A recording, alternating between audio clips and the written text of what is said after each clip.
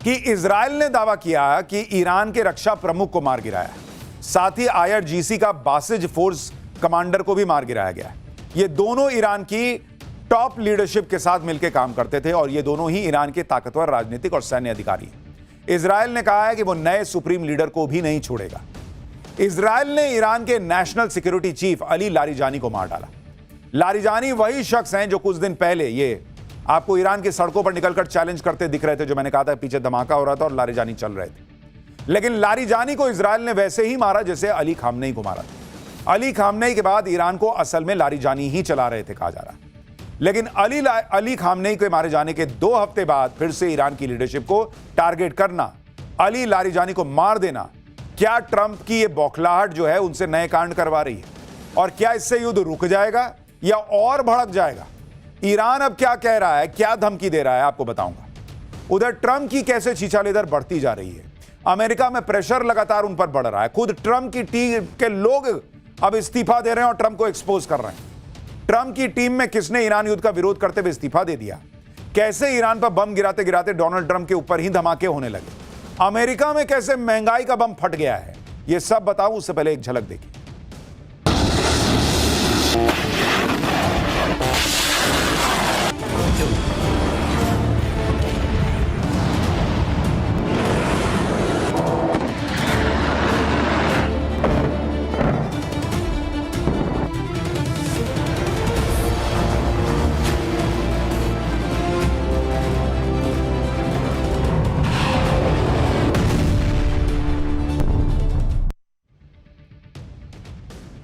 Iran युद्ध को लेकर अब ट्रंप का कैसे खुला मजाक उड़ने लगा है, इस्तीफा देकर कौन कौन ट्रंप की टीम से भागने लगा है, ये सब आपको बताऊं।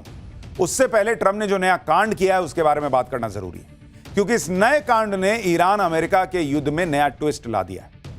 ट्रंप जहां युद्ध को लेकर फंसे हुए हैं, वहीं इजराइल ने कुछ ऐसा कर दिया जिससे यह युद्ध और भड़क गया है। इजराइल ने बड़ा दावा किया है कि उसने ईरान के रक्षा प्रमुख अली लारिजानी को एक एयर स्ट्राइक में मार गिराया है। अली लारिजानी ईरान के ताकतवर लोगों में से एक माने जाते हैं, जिनकी फोटो अभी आप देख रहे हैं। लारिजानी ईरान के सुप्रीम लीडर मुस्तफा खामनेई के सलाहकार भी हैं। अली लारिजानी पिछले शुक्रवार को तेहरान की सड़कों पर खुलेआम घूमते हुए दिखाई दिए थे। लारिजानी इजराइल के निशाने पर काफी समय से थे। अली लारिजानी ईरान की टॉप लीडरशिप के बेहद करीबी थे। अगर इजराइल का दावा सही है कि लारिजानी मारे गए हैं, तो यह ईरान के लिए बड़ा झटका है, क्योंकि अली खामनेई के मारे जाने के बाद अली लारिजानी ही ईरान के शासन को संभाल रहे थे। अली लारिजानी ने इजराइल और अमेरिका के खिलाफ हमलों की रणनीति बनाई।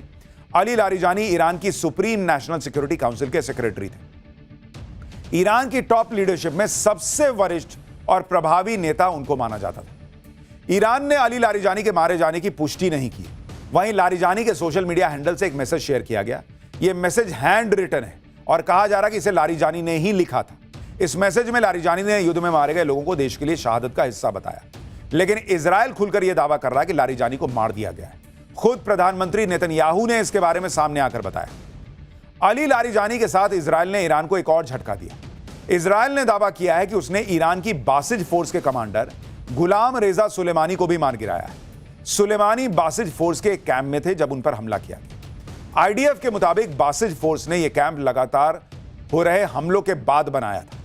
IFD का कहना है कि इस हमले में बासिज के उप कमांडर और फोर्स के कई टॉप अधिकारी भी मारे गए। कहा जा रहा है कि गुलाम रेजा सुलेमानी 1982 में IRGC में शामिल हुए। IRGC की घरेलू सुरक्षा वाली बासिज यूनिट के प्रमुख थे। बासिज फोर्स आंतरिक सुरक्षा, मोरल पुलिसिंग का काम करती थी और विरोध प्रदर्शन को दबाने और धार्मिक कार्यक्रमों की देखरेख करती थी। 2019 में ईरान के विरोध प्रदर्शन को कुचलने में सुलेमानी का बड़ा रोल था। इसके बाद ही अमेरिका और EU ने सुलेमानी पर बैन लगा दिया था। एक ही दिन में ईरान के 2 बड़े लीडर मारे जाने की बात चल रही है।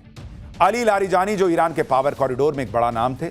मुस्तफा खामनेई को सुप्रीम लीडर बनाने में लारिजानी का बड़ा रोल था। दूसरी तरफ IRGC की घरेलू सुरक्षा यूनिट बासिज के कमांडर सुलेमानी के जान से मारे जाने की आंतरिक सुरक्षा कमजोर हो सकती है। क्या ईरान की टॉप लीडरशिप को इसलिए खत्म किया जा रहा है जिससे युद्ध को जल्दी खत्म किया जा सके? क्योंकि ट्रंप भले बार बार दावा कर रहे हैं कि ईरान का युद्ध खत्म हो गया, ईरान खत्म हो गया, वहां कोई बचा ही नहीं है, फिर भी ईरान लड़ता चला जा रहा है, पलटवार कर रहा है। क्या युद्ध से निकलने के लिए ईरान की सत्ता को निशाना बनाया जा रहा है? सुनिए ट्रंप ने युद्ध खत्म होने को लेकर अब क्या कह दिया है। If Iran, as you said, totally obliterated, got the missiles, got the first 2 rounds of leadership, Air Force gone, Navy gone, can we wrap this war up this week? Yeah, sure. Good. Will we? I don't think so, but it'll be soon. Won't be long. And we're going to have a much safer world when it's wrapped up. It'll be wrapped up soon. ये युद्ध जल्द खत्म हो जाएगा। Trump ये बात तो कई दिन से कह रहे हैं। उनके ये कहते कहते युद्ध खत्म ही नहीं हो रहा। ट्रंप युद्ध खत्म होने को लेकर कुछ भी पुख्ता नहीं कह पा रहे। दूसरी तरफ ईरान है जो ट्रंप और नेतन्याहू को लगातार चुनौती दे रहा है। ईरान की सेना तो खुलकर ट्रंप और नेतन्याहू का मजाक बना रही। ईरान की सेना ने कहा है कि जंग सोशल मीडिया पर नहीं, युद्ध के मैदान पर जीती जाती है। वो मैदान जहां अमेरिकी सेना घुसने की हिम्मत नहीं कर पा रही। मतलब ललकार रहा ईरान कि आओ ना भाई, आओ, अपना सैनिक लेके आओ यहां। ट्रंप को युद्ध का नाम एपिक फ्यूरी से बदलकर एपिक फियर कर देना चाहिए, यह तक ईरान कह रहा है। ईरान की सेना कह रही है कि ट्रंप की हिम्मत नहीं है कि वो अमेरिकी फौज को ईरान भेज सके और इसलिए ऑपरेशन एपिक फ्यूरी को बदलकर एपिक फियर नाम दे दो। यह तुम्हारा डर दिखाता है। सुनिए कैसे ईरान मजाक उड़ा रहा है ट्रंप का। A message to the President of the United States. The outcome of war cannot be determined by tweets. The result of a war is determined in the field, the very place where you and your forces do not dare to approach, and you can only talk about it in your tweets. It's better to name this war as Epic Fear instead of Epic Fury. एक बात तो साफ दिख रही है कि Iran की पूरी लीडरशिप को भी ट्रंप खत्म कर देना तो ईरान सरेंडर के मूड में है ही नहीं।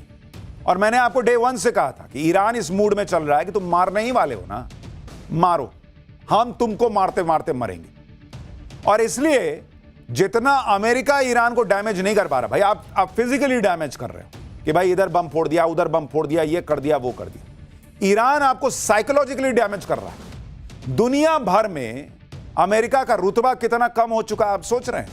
जितना शेयर मार्केट नहीं गिरा है उससे ज्यादा ट्रंप की इज्जत गिर के नीचे आ चुकी है। अमेरिका की क्रेडिबिलिटी गिर के नीचे आ चुकी है। कोई ट्रंप पे भरोसा नहीं कर रहा, कोई अमेरिका को भाव नहीं दे रहा। ईरान ने वो कर दिया जो कोई नहीं कर पाया था बॉस। अमेरिका को यहां नीचे नीचे लाकर गिरा दिया उसने, उसकी इज्जत की छीछालेदर कर दी। और यह बात अली खामनेई को मारे जाने के बाद ईरान ने दुनिया को साबित करके दिखा दिया। अब लारिजानी को भी मार दिया तो उसके बाद उसका बहुत कम असर है। ईरान इससे भी झुक जाएगा लगता नहीं। ईरान जिस तरह से ताकतवर ट्रंप का सामना कर रहा है उससे खुद ट्रंप हैरान। ईरान ने खाड़ी देशों में अमेरिकी ठिकानों को निशाना बनाया। यह तस्वीरें देखिए, इराक के बगदाद में अमेरिकी एम्बेसी पर ड्रोन से हमला किया जिसे अमेरिकी एयर डिफेंस ने रोक लिया। यह तस्वीरें देखिए कि अभी भी हमले चल रहे हैं।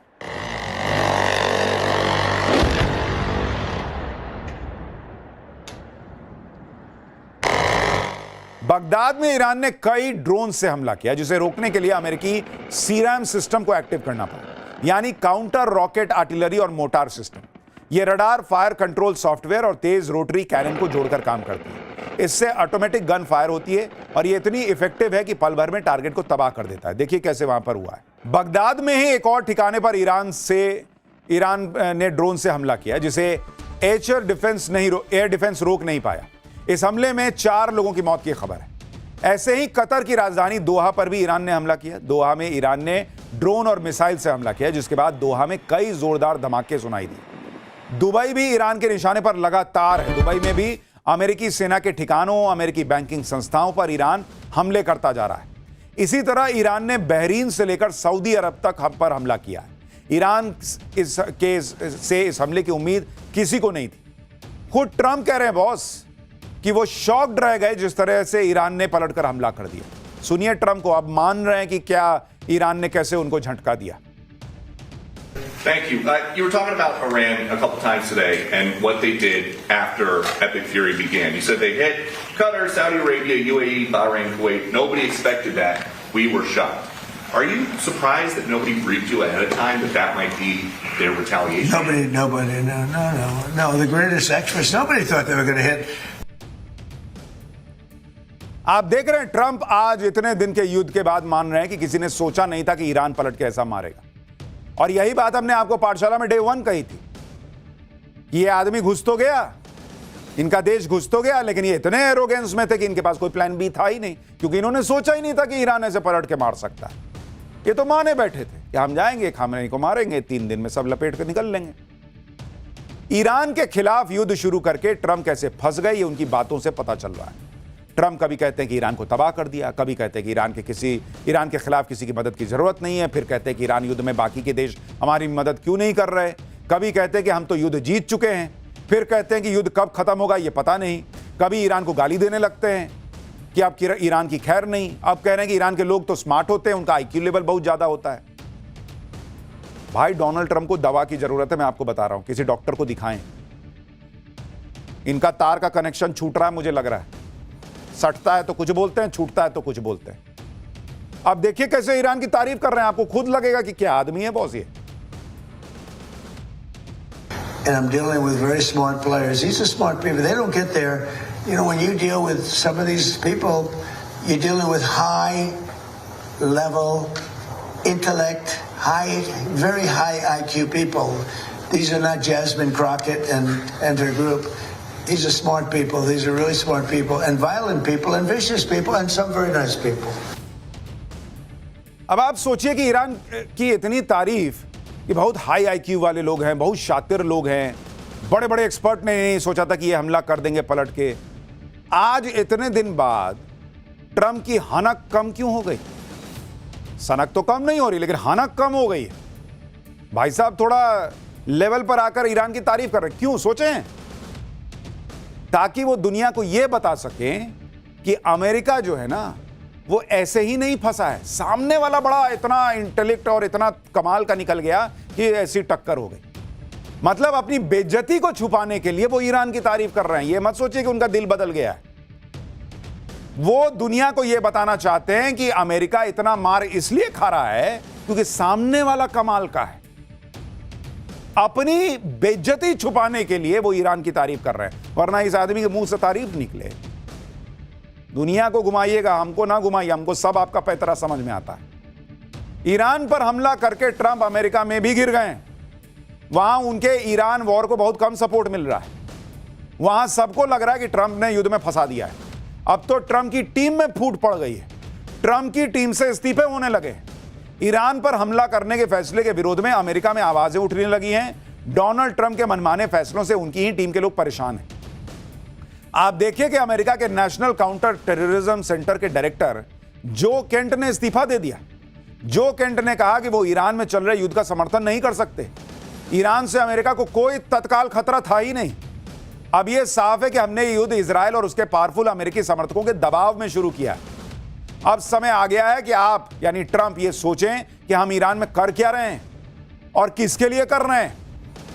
यानी ट्रंप की टीम में बड़े बड़े ओहदों पे बैठे हुए लोग इस्तीफा दे रहे हैं, खुलकर ट्रंप को एक्सपोज कर रहे हैं कि झूठे घुस गए यार तुम युद्ध में और सबको फंसा दिया। ईरान के खिलाफ युद्ध की जरूरत थी नहीं, ये ट्रंप के लोग कह रहे हैं और ट्रंप को नसीहत दे रहे हैं कि भाई अभी भी युद्ध रोक दो, निकल आओ। लेकिन ट्रंप तो ट्रंप है बॉस। अब कह रहे हैं कि उन्होंने अमेरिका के एक पूर्व राष्ट्रपति से बात की। पूर्व राष्ट्रपति ने कहा कि जो काम वो नहीं कर पाए वो काम ट्रंप ने कर दिया। सुनिए ट्रंप को। I've spoken to a certain president who I like, actually, a past president, former president. He said, I wish I did it. I wish I did, but they didn't do it. I'm doing it. Yeah. Which president? I can't tell you that. I don't want to embarrass him. It would be very bad for his career, even though he's got no career left. कह रहे हैं कि मैं नाम नहीं बताना चाहता, उसको शर्मिंदा नहीं करना चाहता। भर दुनिया को खुले में बेइज्जत करने वाला आदमी, इनको चिंता हो रही है कि किसी की को शर्मिंदगी झेलनी पड़ जाएगी अगर ये नाम बता देंगे। सीधा बोलिए ना भाई कि स्टोरी बना रहा है। ईरान युद्ध को लेकर अपनी तारीफ खुद ही करने वाले ट्रंप के इस बयान को लेकर लोग कह रहे हैं कि अमेरिका में 4 ही तो पूर्व राष्ट्रपति अभी जिंदा हैं और इनमें से सबने मना कर दिया कि उनकी ईरान वॉर को लेकर ट्रंप से हाल फिलहाल में कोई बात ही नहीं हुई। लोग कह रहे हैं कि क्या ट्रंप ने खुद से ही बात कर ली और कह दिया कि पूर्व राष्ट्रपति ने उनसे बात करके कहा कि ट्रंप ने ईरान युद्ध करके बहुत अच्छा किया है। ट्रंप की एक बात जो है ना वो बड़ी निराली है। वो 1 मिनट में अपने बयान बदल देते हैं। 1 मिनट ऐसे झाड़ देते हैं कि उनको कोई फर्क नहीं पड़ता। पब्लिक कहेगी झूठा झूठा झूठा, लो झाड़ दिया। ईरान का कोई इलाज ट्रंप को समझ में नहीं आ रहा है, क्योंकि ईरान भी रुक नहीं रहा।